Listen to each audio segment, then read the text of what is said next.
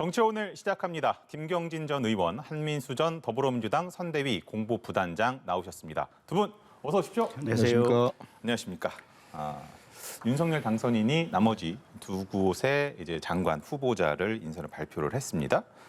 초대 내각 인선이 마무리가 됐는데 우리 김경진 의원께 먼저 여쭤보면 안철수 위원장 측 인사는 전혀 포함이 안 됐어요. 네. 어떻게 봐야 됩니까, 이거? 글쎄, 근데 어제 이제 당선인께서 말씀하신 바에 의하면 네. 안철수 위원장으로부터 추천은 받았다. 그리고 여러 가지 이제 논의를 거쳐서 현재 강력 후보자들을 인선을 했고 인선의 첫 번째 기준은 실력과 인품을 가지고 뽑았다. 네. 이제 이렇게 설명을 하고 계시고요. 가령 대표적으로 보면 오늘 발표된 이정식 노동부 장관 후보자 같은 경우 한국노총 사무처장이나 한국노총 정책실장을 하셨던 분이거든요. 근데 제가 아는 한 지금 이 노동부 장관 후보자 같은 경우 윤석열 캠프에 단 1도 발을 안 담그셨거든요, 보면.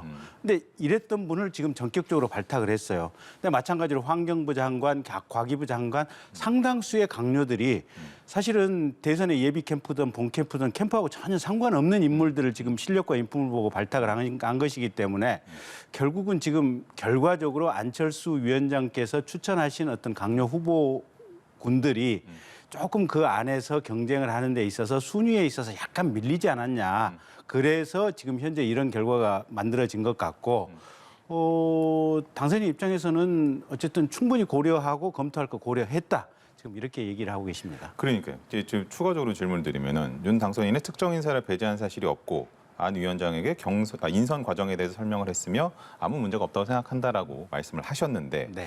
근데 안 위원장은 엊그제 이제 그 언론과 기자들과 만난 자리에서는 인선을 조언할 기회가 없었다고 얘기를 했단 말이죠. 이렇게 약간 차이나는 부분 때문에 언론들이 더 집중을 하는 것 같아요. 그러니까 이제 두 분이 사실은 두 분이나 또는 인수위 회의 과정이나 뭐 이제 여러 번 어쨌든 보고 또는 협의의 과정의 시간들은 분명히 있었던 것 같고요.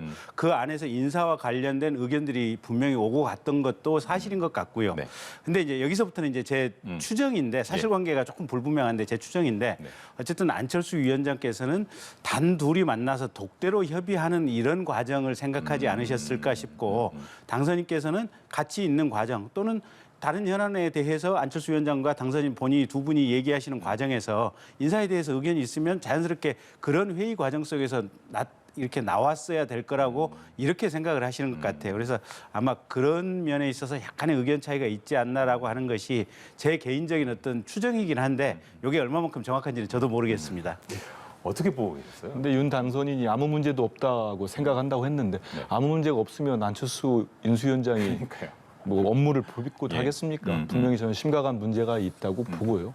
이 문제는 기본적으로 안철수 위원장, 이 국민의당 대표죠. 국민의당 대표를 지지하는 지지자들, 또 뭐 국민의당 당원들을 넘어서서 저는 국민들에 대한 신지도 아니라고 생각합니다. 윤석열 당선인이나 그쪽에서 이렇게 인선을 하는 쪽에서는. 왜냐하면 분명히 대선 직전이긴 합니다만은 직전에 그 사자토론, 법정 사자토론에 각자 뛰겠다고 해놓고 물론 밤에 또 밀실회동을 했어요. 그래서 내놓으면서 가장 중요한 건 그거였습니다. 그 양쪽의 세력이 한쪽 세력이 적든 크든을 떠나서 공동정부를 하겠다고 한 겁니다. 공동정부는 이렇게 한쪽 진영에서 추천을 하거나 이 실력이나 인품 얘기하면 더 기분이 나쁠 것 같아요. 그쪽에서 캠프에 있거나 없거나를 떠나서 안철수 후보와 안철수 위원장과 그쪽 진영이 추천하는 분들이 있으면 흔쾌히 그분들이 내각에 들어가는 게 그게 이른바 공동정부입니다.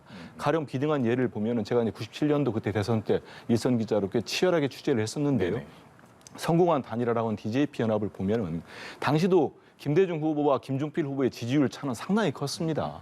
그렇지만 김대중 후보 같은 경우는 본인이 진짜 99%를 거의 다 차지할 정도였는데 1%가 딱 부족했어요.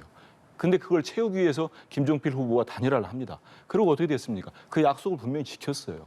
내각의 절반 가까이, 심지어는 공공기관 인사의 절반도 다 줬습니다. 줬다는 표현이 그렇습니다만은 보장을 해줬죠. 이건 대국민 약속이기 때문에 그런 겁니다. 그렇다 보면은 이건 진짜로 그 누구 말대로 공동정부, 새 정부가 출범하기도 전에 이미 약속이 깨져버린 이런 상황이 아닌가. 사실상 공동정부 약속이 파기됐다고 해도 과언이 아닐 정도로. 근데 윤석열 당선인께서 안철수 후보에게 무슨 말씀을 했습니까? 뭐 종이 쪼가리 이런 거 믿지 말고 나를 믿어라. 저는 그런 걸 보면 안철수 지금 위원장이나 그쪽을 지지했던 분들, 특히 안철수 후보를 좋아했던 그 젊은 층들이 있어요. 상당한 배신감을 느끼지 않을까 이런 생각이 듭니다. 네. 제가 이제 우리 당선인의 대변인쯤 되는 입장에서 제가 조금 말씀을 드려보면 예, 예. 이런 것 같아요. 가령 이제 과기부 장관 후보자 같은 경우도 사실은 신용현 전 의원님이 아마 심도 깊게 고려가 네. 됐었던 것 같아요. 근데 이제 당선인 입장에서는 현재 대한민국의 주요 먹거리는 지금 반도체 산업에서 나오고 있고 실제 우리나라 수출의 4분의 1이 지금 반도체 아니겠습니까? 그렇죠. 예, 반도체 산업에서 나오고 있고 앞으로도 우리나라 미래 먹거리는 반도체다.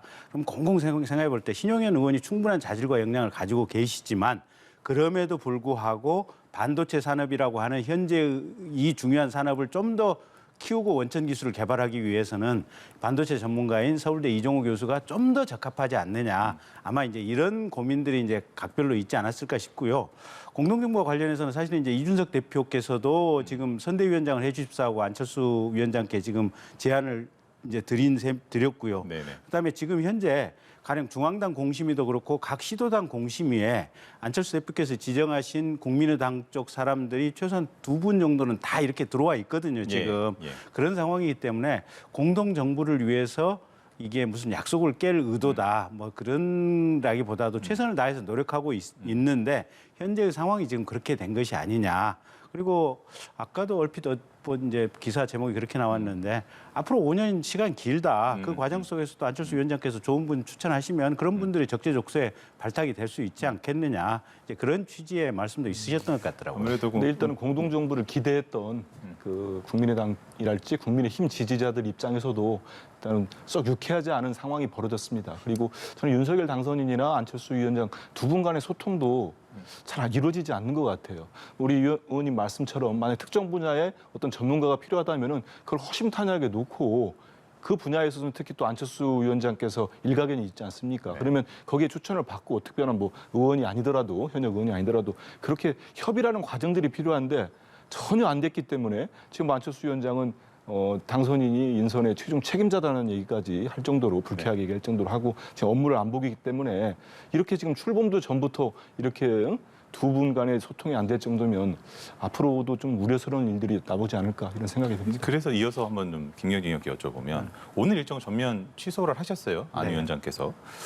그래서 아무래도 이제 거취에 대한 고민을 하시는 것 아니냐 이런 좀 언론들은 관측들도 하는데 이거를 좀 풀기 위해서 윤 당선인이 좀 직접 뭐 찾아간다든지 뭐 이런 움직임이나 이런 것도 좀 전망을 해볼 수 있을까요? 저는 현재 사실관계는 모르겠는데 네. 아까 잠시 그 포털에 올라온 기사를 보니까 예. 권영세 지금 통일부 장관 예, 후보자를 통해서 안 위원장님을 아마 접촉하려고 하는 그 ING 과정 속에 있다. 뭐 그런 내용의 기사가 올라왔더라고요. 어디까지 사실인지는 모르겠지만 어쨌든 이게 함께 하겠다. 그리고 공동정부 5년 반드시 꾸리겠다. 네.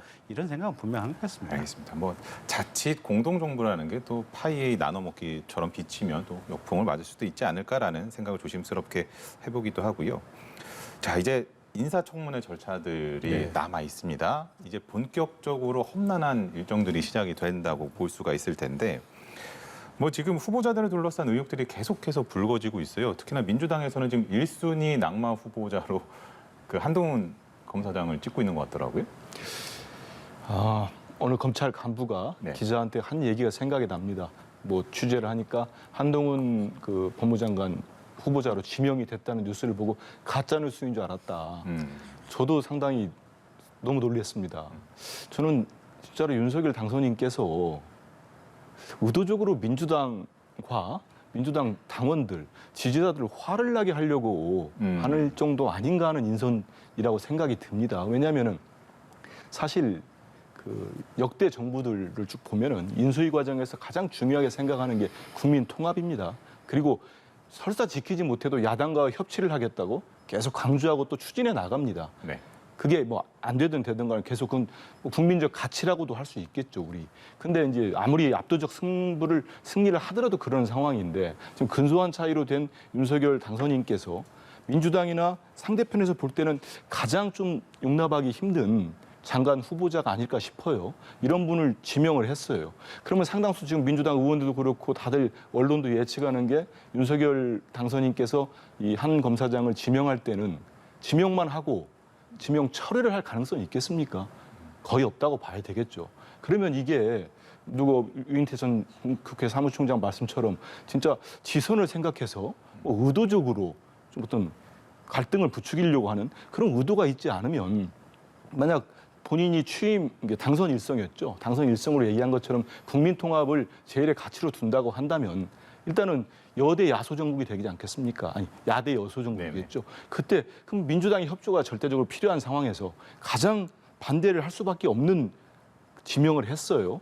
그럼 이거는 앞으로의 전국도 계속 험난할 것 같고 민주당이 반대를 하더라도 인사청문 과정에서든지 청문 채택 불가를 하더라도 다수당이기 때문에 이거를 밀어붙인다면은 앞으로는 정부가 출범 전부터 이렇게 하는 게 과연 윤석열 당선인이나 새 정부에 어떤 도움이 될지 잘 모르겠습니다. 요거를 이어서 한번 좀 여쭤보고 싶은데 국민의힘 측에서는 그렇게도 설명을 합니다. 그러니까 한동훈 법무부 후보자가 다른 어느 곳에 좀 안 보일 수 있는 그런 곳에 있는 것보다는 차라리 이렇게 유리잔 안에 있듯이 좀 보이는 데 있는 것이 더 나을 수 있지 않냐 이렇게도 얘기를 하더라고요. 갑자기 그 말씀하시니까 어제 당선인께서 직접 후보자 설명할 때 저는 언제부터 대한민국 법무장관 후보의 법무장관의 조건이 영어 실력인지 처음 알았습니다. 네. 저는 그거는 좀 언어 도단일 것 같습니다. 왜냐하면 지금 새 정부는 민정수석도 폐지하겠다는 거 아닙니까? 예. 그러면 평생을 지금 특수부 검사로 살아온 한동훈 법무장관 지명자가 법무장관이 된다면 저는 그보다는 정말 조금 더 이 당선인과 너무 특별한 관계이기 때문에 두 분간이 직접적으로 검찰을 지휘하거나 통제하는 그런 뭐 보이지 않는 뭐 이렇게 손이랄까요 역할을 하지 않을까 그걸 또 우려할 수밖에 없습니다. 오래 기다리셨습니다. 근데 이게 민주당의 반대라고 하는 게 사실은 전혀 근거가 없는 것이고 오히려 임명을 하는 임명권자의 입장에서 한번 이제 국민들께서 생각해 주셨으면 좋겠는 게 네. 자, 한동훈 검사는 검사 중에 제일 유능한 검사라고 검사 시절에 인정을 받았었거든요. 그래서 재벌인 SK 최태원 회장, 그다음에 현대자동차 정몽구 회장, 삼성. 그러니까 대한민국의 거의 뭐 거대 재벌들은 다 손을 대서 회사 거대 기업 비리들 손을 봤잖아요, 보면. 네. 이명박 전 대통령, 뭐 조국 전 장관 정파에 가리지 않고 수사를 해서 범죄 사실을 찾아내서 처단을 했잖아요, 보면. 그래서 일각에 따르면 조선 제1의 검사다. 뭐 그런 이제 뭐 이렇게 무슨 뭐 별명 아닌 별명이 돌아다니고 이럴 정도로 검사로서 능력을 받아 이제 했었고 그다음에 법무행정과 관련해 가지고는 법무부 검찰국 검사도 했었고 그다음에 대검찰청 기획과장을 했었거든요. 그러면 대검찰청 기획과장에는 뭐냐면 검찰 제도와 관련해서 장기적인 제도를 어떻게 설계할 것인가를 연구하고 만들어내는 자세가 검찰 기획과장이거든요. 네. 그래서 법무행정에 대해서도 충분한 역할을 쌓았고 그다음에 민주당이 싫어하는 것은 사실은 조국 사건 수사 지휘를 했다고 해서 근데 조국 사건 관련해 갖고 최소한 정경심 교수나 조국의 친인척들은 다 유죄 대법원까지 유죄 실형이 났지 않습니까? 그 사건을 수사 지휘한 이후로 현재 문재인 정권이나 추미애 장관에게 찍혀가지고 그냥 자꾸 여기저기 그 법적 근거 없이 좌천을 당했던 거 아니겠습니까? 본인이 고발당해서 수사를 당했던 이동재 기자 관련 사건은 심지어는 이동재 기자 본인도 1심에서 지금 무죄가 난 사건이거든요. 근데 그 사건의 공범이라고 했던 사건으로 수사를 받았었는데 그 사건 수사를 했던 검사들이 그 검사들도 당연히 문재인 정부에서 임명한 검사들입니다. 12번에 걸쳐서 이거 죄도 안 됩니다. 아무 죄도 없습니다. 무혐의 의견을 상신해서 간신히 지금 무혐의를 받았을 정도로 민주당 문재인 정권에 의해서 핍박을 받았었잖아요, 보면. 그러니까 한동훈 검사장이 정무적으로 안 되는 것은 민주당 정권이 자신들이 근거 없이 가해를 했기 때문에 그런 것 때문에 혹시 그냥 우리는 괜히 두렵다. 이 이상도 이하도 아니거든. 능력은 지금 차고 넘치는 이런 상황이고. 그래서 민주당이 한동훈 검사장이 왜 안 된다고 하는 것인지. 그럼 이 사람이 무슨 비리가 있냐? 네. 이 사람이 뭔가 도덕적인 하자가 있냐? 그런 걸 구체적으로 내놓고 안 됩니다라고 얘기를 해야 되는데 그런 게 없잖아요, 보면. 그러면은 요거를 그 두 분께 한번 여쭤보고 싶은데 한동훈 검사장이 법무부 장관을 시키는 게 칼을 쥐어주는 거냐 아니면 펜을 쥐어주는 거냐 갖고 또 입장이 다른 것 같아요. 이때 민주당에서는 이제 그 칼을 쥐어준 거다.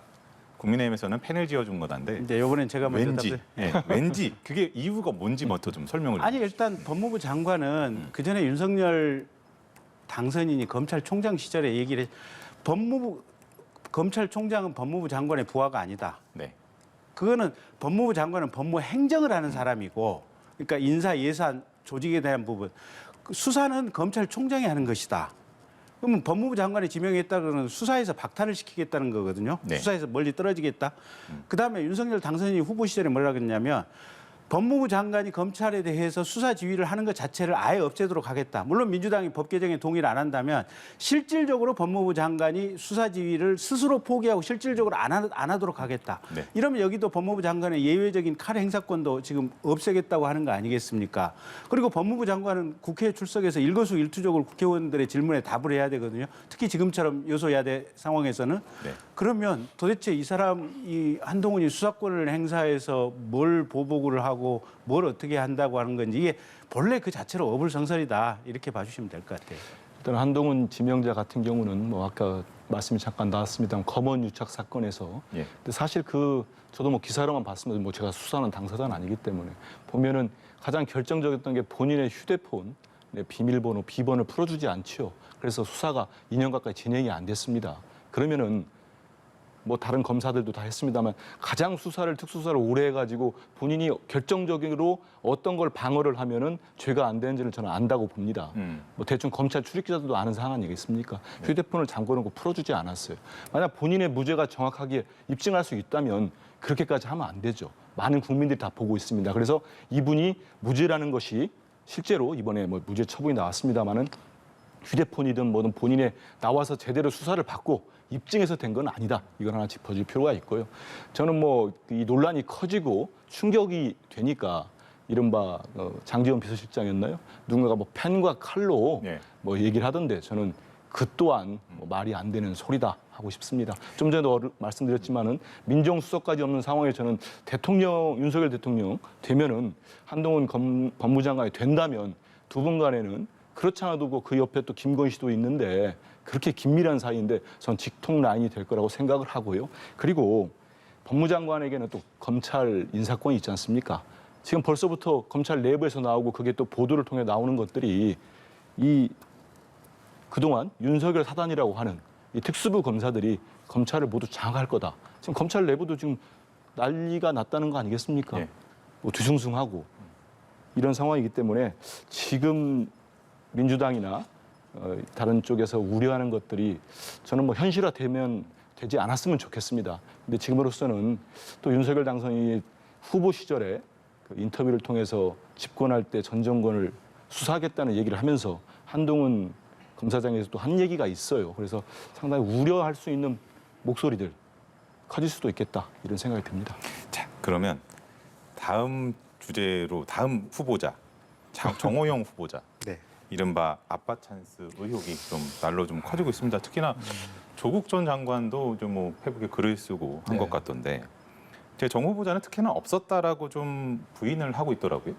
이거는 좀 어떻게 보고 계십니까? 저는 이제 기사를 통해서 접했습니다. 네. 근데 만약에 나라면 어땠을까? 이 국립대예요, 경북대는. 네. 국립대이기 때문에 뭐 교육자이자 교육 공무원입니다. 네.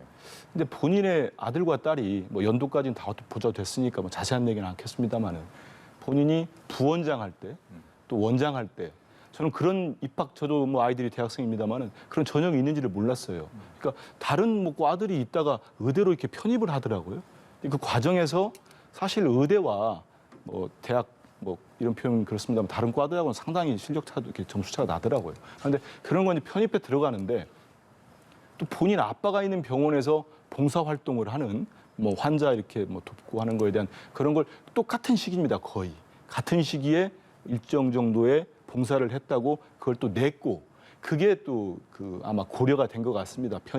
입학 사정하는 데 있어서 편입 사정하는 데 있어서 그러면 이거는 이게 물론 뭐 명확히 본인 정 후보자가 얘기하는 게 맞는지 아니면 지금 언론이나 여당 의원이겠죠. 현재로서는 민주당 의원들이 제기하는 의혹이 맞는지는 아직은 모르겠습니다. 그런데 이게 예전에 조국 전 장관 때처럼 뭐 시민단체가 됐던 수사를 검찰이 당시처럼 뭐 광범위한 압수수색과 정말 철저하게 수사를 한다면 저희가 모르는 또 내용이 나올 수도 있지 않겠나 이런 생각이 들고 또 뭐 어디 보도 보니까 아들 같은 경우는 또 뭐 대학생 때이긴 합니다만은 뭐 이렇게 논문에 또 이렇게 공저자로 들어갔다는 기사까지 나오고 있어서 좀 전에 앵커 말씀하신 대로 뭐 일각에서는 조국 전 장관 사태와 너무 같은 비슷한 내용들이 나오는 거 아니냐 이런 얘기들이 있습니다. 김의원 의원 얘기까지 듣고 마무리를 하도록 하겠습니다. 일단 보기는 안 좋아요. 그러니까 왜 오얏나무 밑에서 가끔 매지 말라고 네네. 하는 딱 그 상황에 보기는 안 오해 좋은데. 살 만한 사안이다. 오해. 네. 예. 근데 문제는 조국 장관 같은 경우는 자 보면 서울대 인권법센터에서 지금 법원의 판결 내용에 의하면 봉사 활동이라든지 인턴 활동을 안 했는데도 불구하고 인턴 활동을 했다고 하는 허위 내용의 확인서가 발급이 됐다는 거 아니겠습니까? 네. 그다음에 최강욱 의원 변호사 사무실에서도 사실상 인턴을 안 했는데 그쪽에 부탁해서 인턴을 한 것처럼 허위 내용의 인턴 확인서가 발급됐다는 거 아니겠습니까? 그다음에 심지어는 일부 문서 같은 경우는 아예 조국 전 장관이나 정경심 교수가 서류 자체를 집에 있는 컴퓨터를 통해서 위조를 했다고 하는 거 아니겠습니까? 뭐뭇을 했다라고 하는 것들을. 그러니까 그 부분과 관련해서 아까 지금 이제 한만수 의원께서는 이게 그때 검찰이 바로 수사를 착수한 것처럼 얘기를 하시는데 그때 언론이 수없이 많은 취재를 통해서 구체적인 사실관계들이 이렇게 올라왔었어요, 보면. 그래서 지금부터 청문회까지 사실은 지켜볼 일이에요. 어차피 지금 정호영 후보자에 대해서는 오얏나무 밑에서 각근을 고쳐 쓴 느낌이 살짝 있는 상황이고 네. 그러면 이게 구체적인 범행과 구체적인 불법, 구체적인 비행이 그냥 만약에 실제로 인턴 활동을 제대로 했다. 실제로 거기서 봉사 활동을 제대로 했다. 그다음에 어떻게 보면 학교 편입학하는데 아무런 어떤 무슨 뭐가 없었다 이러면 보기는 안 좋지만 아무런 불법도 없는 거예요. 그래서 여기에 구체적인 불법이 있느냐 없느냐 이런 부분들은 결국은 앞으로 언론에 취재하는 과정을 통해서 이게 또 인사청문 과정을 통해서 민주당 쪽에서 얼마만큼 구체적인 내용을 밝혀주느냐에 따라서 상황이 구체성이 있는 상황이 정황이 나온다면 그건 경찰이 됐건 뭐 요새는 이제 경찰이 수사를 해야겠죠. 경찰이 수사를 할 수밖에 없는 상황이 되겠죠. 그래서 그 과정은 앞으로 지켜봐야 되는데 지금으로서는 약간 조금 오해 살 만한 상황이다 뭐 요 정도지 구체적인 불법이 나온 것은 아니기 때문에 이걸 가지고 무슨 자녀 편입학 과정에서 불법과 특례가 있었다 이렇게 지금 시점에서 단정하기는 매우 어려운 상황인 것 같습니다. 아직은 더 지켜봐야 된다. 네, 의혹들이 제기되고 있는 상황이니까요. 알겠습니다. 여기서 마무리를 하도록 하겠습니다. 두 분 수고하셨습니다. 예, 감사합니다.